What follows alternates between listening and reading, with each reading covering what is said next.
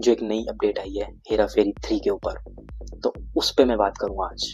तो एक मूवी है जिसकी डिमांड बहुत टाइम से है एंड जब से सोशल मीडिया आया है, जब से मीम्स वाला कल्चर आया है, तो इस मूवी की नेक्स्ट पार्ट की डिमांड अलग लेवल पे पहुंच चुकी है। तो आप समझ गए होंगे कि मैं मीम्स की बात कर रहा हूँ। तो सबसे ज़्यादा पॉपुलर जो मीम्स वर्ल्ड में है मूवी, वो है हेरा फेरी फिर हेरा फेरी। यस, तो आपने इन दोनों मूवीज से रिलेटेड मीम्स आपने बहुत इंटरनेट पर देखी होगी। तो ये मूवी अपने टाइम में तो सक्सेसफुल रही थी, चाहे वो बॉक्स ऑफिस पे हो या लोगों के प्यार से हो, लेकिन जब से सोशल मीडिया आया है तब से इन दोनों मूवीज की जो एक डिमांड है वो बहुत ज़्यादा बढ़ गई है। तो हेरा फेरी 3 तो बहुत टाइम से सुनते आ रहे हैं कि 2014 में भी सुना था हमने, इवन उसकी शूटिंग तक स्टार्ट हो गई थी। देन अभी कुछ टाइम पहले भी हमने ओरिजिनल कास्ट के साथ देखी थी, पिक्स लीक हुई थी जो, तो हमें पूरी उम्मीद हो गई थी कि मूवी फाइनली रिलीज होगी। लेकिन सालों पे साल बीतते जा रहे हैं, लेकिन फिर भी मूवी की प्रॉपर शूटिंग ना हो पाई है एंड रिलीज का तो आप भूल ही जाओ। तो भाई इस पॉपुलर फ्रेंचाइज के ऊपर एंड लोगों का जो वेट है, इसके ऊपर एक डेडिकेटेड वीडियो तो बनती ही है, जिसमें हम बात करेंगे पूरा हेरा फेरी से रिलेटेड एंड जो एक नई अपडेट आई है हेरा फेरी 3 के ऊपर, तो उस पे मैं बात करूंगा आज। यस, तो वीडियो काफी इंटरेस्टिंग होने वाली है एंड स्टार्टिंग से लेके एंड तक हेरा फेरी फैंस के लिए तो जरूर है वीडियो। तो लेकिन वीडियो स्टार्ट करने से पहले चैनल सब्सक्राइब तो कर लो यार। साला हिंदुस्तान में जब तक सलीमा है लोग बनते रहेंगे। तो भाई स्टार्ट करते हैं वीडियो।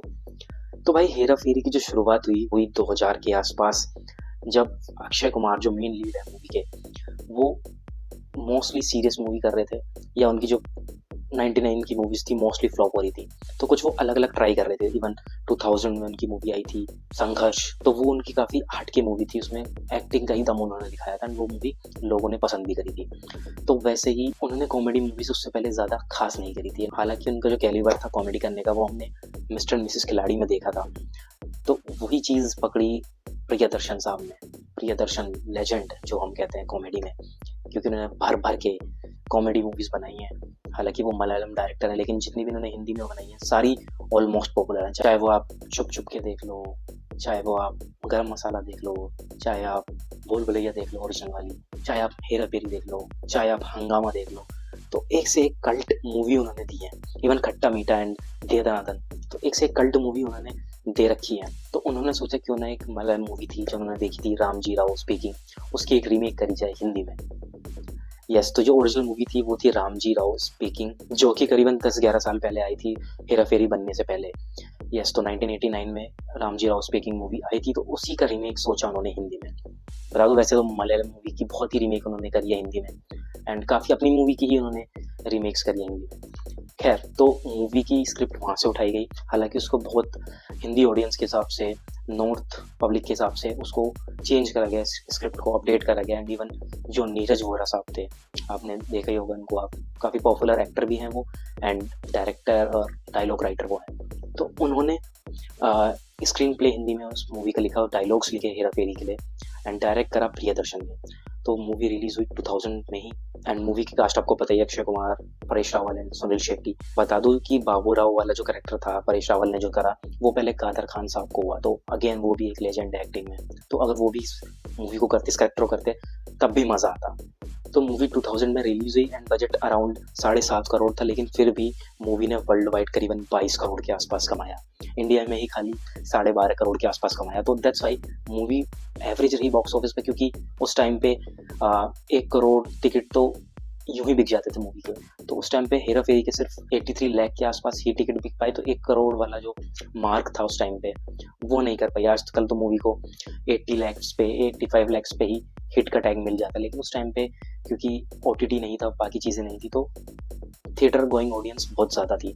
तो 1 करोड़, 2 करोड़, 3 करोड़, 4 करोड़ टिकट ऑलमोस्ट हर बड़ी मूवी के बिक जाते थे। खैर, तो हेरा फेरी को मिला एक एवरेज का टैग बॉक्स ऑफिस पे एंड सक्सेसफुल रही बेसिकली मूवी, एंड मूवी से बहुत प्रेज मिली पूरी ही कास्ट को एंड पब्लिक ने खूब प्यार दिया। तो भाई उसके बाद 2006 में फिर से प्लानिंग हुई। तो जो हेरा फेरी 1 के प्रोड्यूसर थे AG नाडियाडवाला, उनके ही बेटे फिरोज नाडियाडवाला ने फिर प्लान करा कि क्यों ना इस मूवी का सेकंड पार्ट बनाया जाए। लेकिन उस टाइम पे प्रियदर्शन साहब का यही था कि उनको कोई सीक्वल नहीं बनानी मूवी के, उनको सिर्फ उस टाइम पे सीक्वल का इतना क्रेज था भी नहीं, ये तो अभी सीक्वल फ्रेंचाइज कहा गया। लेकिन उस टाइम पे कुछ कुछ मूवीज़ के बनते आ रहे थे पार्ट। तो वैसे ही फिर हेरा फेरी यानी हेरा फेरी 2, तो उसका सीक्वल तैयार किया गया एंड ओरिजिनल कास्ट रखी गई। लेकिन इस बार जो डायलॉग राइटर थे पहली मूवी के हेरा फेरी के यानी कि नीरज वोरा, उनको बनाया गया डायरेक्टर, क्योंकि प्रियदर्शन साहब मोस्टली सीक्वल नहीं करते।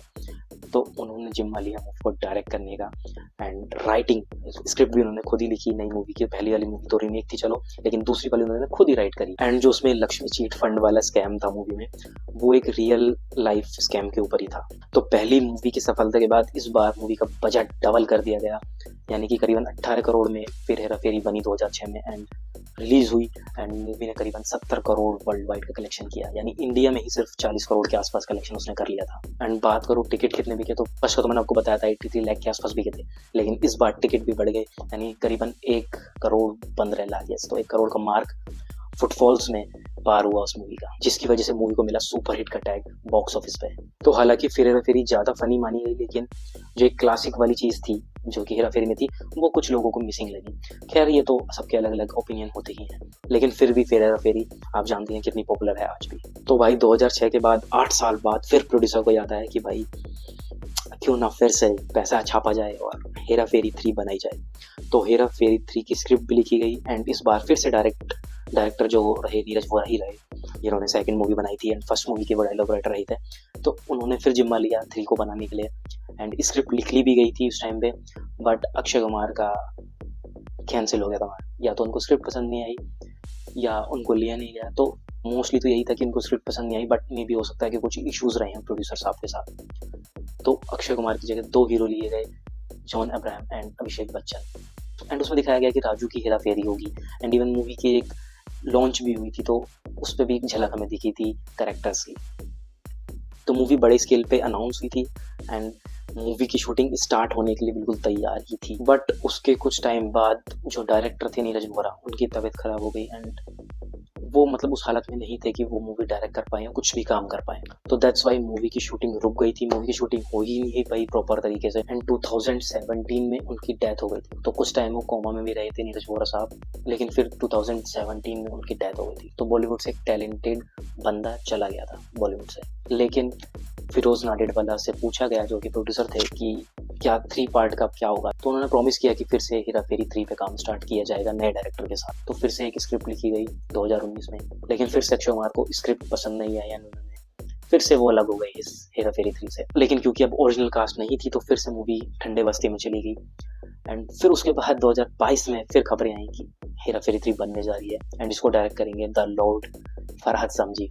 फरहाद समजी जिन्होंने किसी का भाई किसी की जान, बच्चन पांडे जैसी खतरनाक मूवीज बना रखी हैं, तो उनके हाथ में एक कल्ट मूवी हेरा फेरी 3 को देख के बहुत लोग निराश हुए, खास करके अक्षय कुमार के फैंस। एंड इवन उन्होंने ट्विटर पे ट्रेंड भी चलाया कि ये डायरेक्टर हमें नहीं चाहिए ऐसी क्लासिक मूवी के थर्ड पार्ट के लिए। एंड अक्षय कुमार तक ये बात पहुंची, जिसकी वजह से 2025 में आई एक बड़ी खबर, जिससे भाई लोग गदगद हो गए, यानी कि ओरिजिनल एक्टर भी वापस आ गए इस मूवी में and original director, first movie के डायरेक्टर प्रियदर्शन साहब। यस, तो प्रियदर्शन साहब ने अपने बर्थडे पे अनाउंस किया कि वो 3 डायरेक्ट करने के लिए तैयार है एंड जो ओरिजिनल कास्ट होगी मूवी की, यानी कि अक्षय कुमार, सुनील शेट्टी, परेश रावल, गुलशन ग्रोवर, इवन तबू, ये सब तैयार हैं वापस इस मूवी में आने के लिए।